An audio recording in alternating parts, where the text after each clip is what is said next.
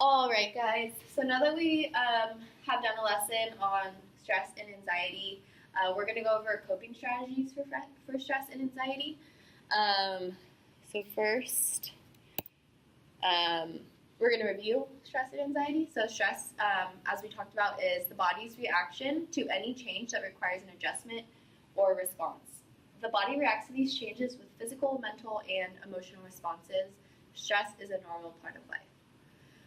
Anxiety, on the other hand, is a feeling of worry, nervousness, or unease, typically about an imminent event or something with an uncertain outcome. Occasional anxiety is an expected part of life. However, for a person with an anxiety disorder, the anxiety does not go away and can get worse over time. So, your questionnaire results. You guys did a great job. Many of you know a lot about stress and anxiety. Way to be honest, many of you recognize stress and stressors and have even experienced anxiety. You are not alone, and there's nothing wrong with experiencing either of these. As we discussed last week, both are common and normal. Also, you had great suggestions for coping with stress in your questionnaires, so let's discuss. All right. So some of the best coping strategies for stress and anxiety are as follows. Before we go through these, do you guys want to share maybe what you think is a good way or what your friends have experienced? I usually try to not let myself close in. I try to talk to my mom about it or my friends, and try to stop myself from doing destructive things to myself. Yeah. I don't have that type of control enough to stop it before anything happens. So because I just take a nap. Yeah. Hey, sometimes that's what you need, you know. Yeah. Just kind of relax your body and your mind. It's good. Okay, so I'll go through some 6 about really good strategies. So first is getting plenty of sleep. Teenagers need about 9 hours of sleep every night. It's actually suggested that teenagers get between 8 and 10, so 9 is the average. In some studies, for example, at Folsom High School, they did a survey of their 10th through 12th graders, and it turned out that most students got an average of 5 hours of sleep every night, which is half of what you should be getting, so try to get more sleep. Get exercise. Exercise releases endorphins and serotonin, which improve your mood. Even just a short walk can do so much for you.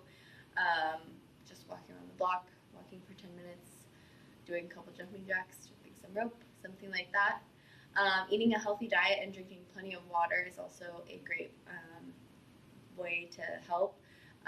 When you're getting the right nutrients and your brain is getting enough water, things tend to work a little bit better. Next is finding a healthy outlet. This is different for everyone, but can include journaling, talking to a friend, a trusted adult, which could be your parent, teacher, counselor, coach, anyone else. Listening to music, playing music, spending time with your pet, taking a nap, distracting yourself, anything like that in healthy ways is a great way to cope. Additionally, taking breaks from social media and technology can really help, and that really helps with sleeping. The blue light that your phone emits is actually proven to have an effect on your ability to go to sleep at night. So unplugging your phone or plugging in your phone maybe in another room, using an actual alarm versus your device is a really good way to get extra sleep and take a break from technology. Additionally, you'll want to stay organized and manage your time appropriately. If you can start your day by knowing what you need to do, it's a good way to stay on track and not have any surprises and keep your mind organized. And then before I move on to time management, do you guys have any questions? Okay. All right, so we're going to go into the time management portion.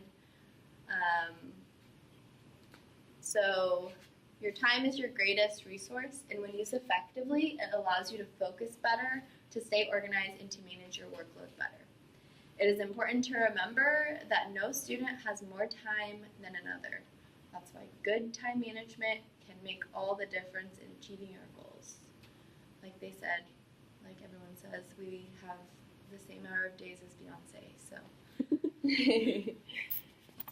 All right, so time management tips.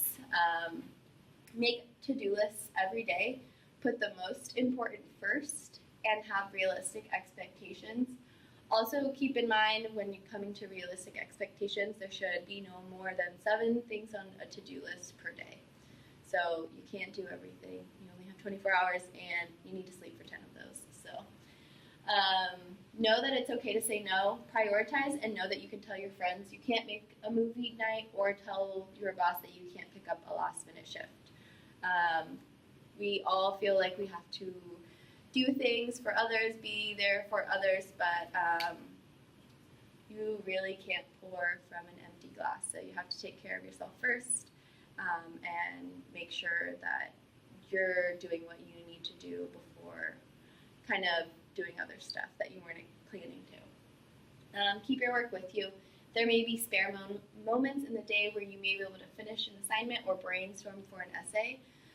Technology comes in really handy with that. If you guys maybe have an essay that you're working on your Google Docs or something like that, and you're driving home from practice with your mom, you think of something for your essay, you could jot it down really quick in your essay and go back to it later, fix it later, add, punctuation and fix your grammar later. Another thing is create a designated study and homework time. Are you more productive right after school or at night? If you're more productive after school, set aside the 2 hours after school for homework and then socialize, complete chores, and watch TV after.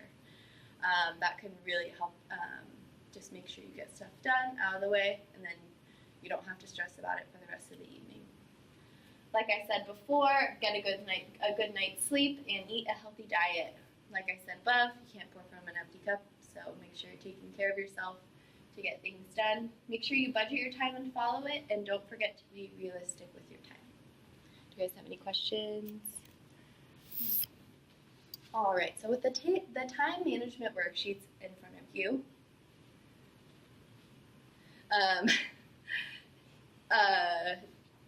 you're going to see that on the top there are the days, and then down the side there are hours.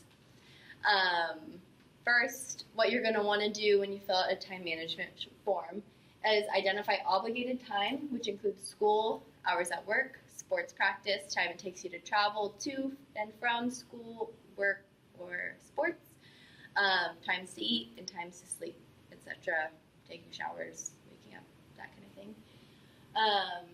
And then once you're finished filling that in, you can identify free time, schedule time to study for each class, schedule time for yourself to watch TV, hang out with friends, exercise, etc. Identify your spare time and schedule breaks for yourself. Once you're finished with that, analyze your situation. Do you have more time or less time than you thought? Do you have enough time for homework? Do you need to adjust your time? If your schedule looks good, try to stick to it. If you don't have time for all of your classes and yourself, see your counselor ASAP. Maybe you can work on your upcoming schedule, figuring out if maybe you shouldn't take every AP course or drop a different math class, talk to your parents. Do you need to have the part-time job? Do you need to figure out, should you drop to one sport for the year? Something like that. Just make sure that you're not spreading yourself too thin. All right. Are there any questions or concerns or comments? What if our time is restricted by not having a parent around or having a vehicle to do things that you need to do? Do you have an example? Like, if I needed to go and work on a project with someone at someone else's house, and I can only do it at their house, what could I do?